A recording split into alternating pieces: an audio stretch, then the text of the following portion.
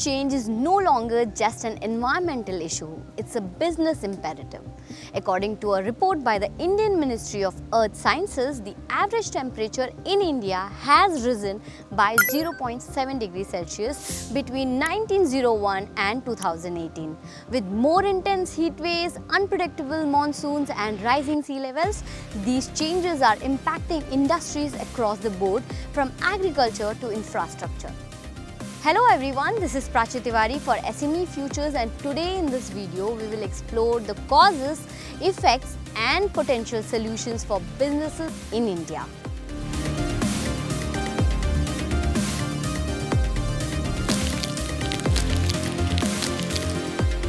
Climate change is primarily driven by human activities. In India, rapid industrialization, deforestation and reliance on the fossil fuels are major contributors. India's carbon emissions have grown by 335% between 1990 and 2019.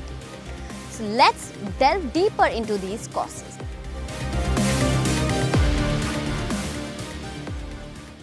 Urbanisation की जब हम बात करते हैं तो उसका सीधा link climate change से है, क्योंकि जहाँ पे भी अर्बनाइजेशन भारत में देखा गया है, कहने को वो सस्टेनेबल डेवलपमेंट है, लेकिन उसके लिए हमें काफ़ी नेचुरल रिसोर्सेज के साथ हमें एक तरह से कॉम्प्रोमाइज़ करना पड़ता है।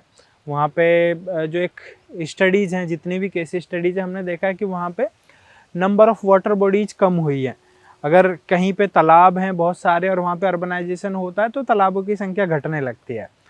कहीं पर ग्रीनरी बहुत ज़्यादा है, जिसको हम नेचुरल ग्रीनरी कहते हैं, तो जैसे अर्बनाइजेशन वहाँ पे होता है तो ग्रीनरी अपने आप घटने लगती है।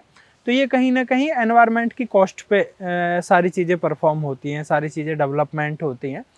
तो और उसका नतीजा ये होता है कि वहाँ का टेम्परेचर धीरे धीरे स्लाइटली बढ़ने लगता है, जिसको हम आजकल अर्बन हीट आइलैंड के रूप में भी देख रहे हैं।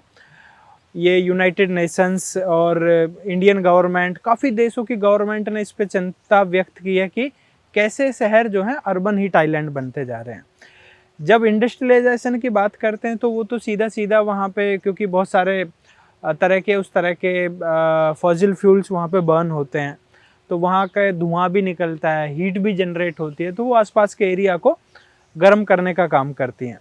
और ये सारी चीज़ें जब मिलती हैं, टेम्परेचर बढ़ता है, हरियाली घटती है, लोगों के लिए परेशानी साबित, और जब एक लॉन्ग टर्म में जाके जो डिफरेंस क्रिएट होता है, जो चीज़ें बदलती हैं, वही क्लाइमेट चेंज होता है। As the world's third largest emitter of carbon dioxide, India's contribution to global warming is significant, with energy production and transportation accounting for over 60% of the emissions. However, it's essential to understand that these emissions are also linked to the country's economic growth and development.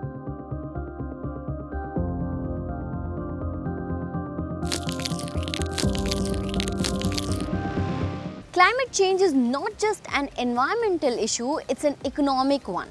The economic cost of the climate change in India is projected to be severe, with a study of the London School of Economics predicting that unmitigated climate change could reduce India's GDP by up to 2.5% by 2030.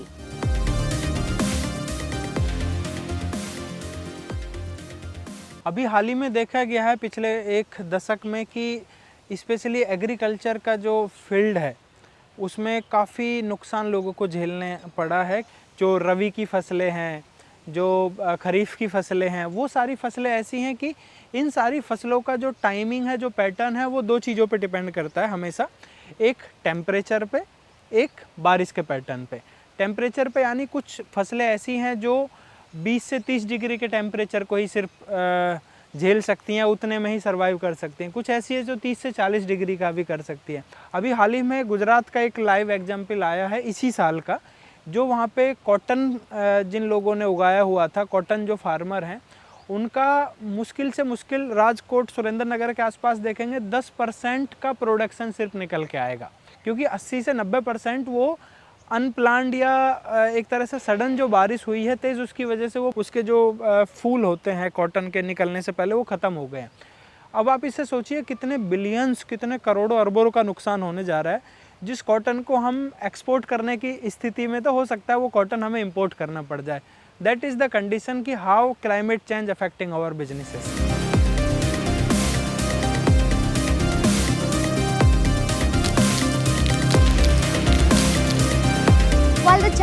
are significant, climate change also presents new opportunities for businesses. By adopting sustainable practices, companies can mitigate risk and tap into the growth areas like renewable energy, green infrastructure, and climate resilient agriculture. India's renewable energy sector is projected to reach 500 gigawatt by 2030, and the demand for eco-friendly product is on the rise.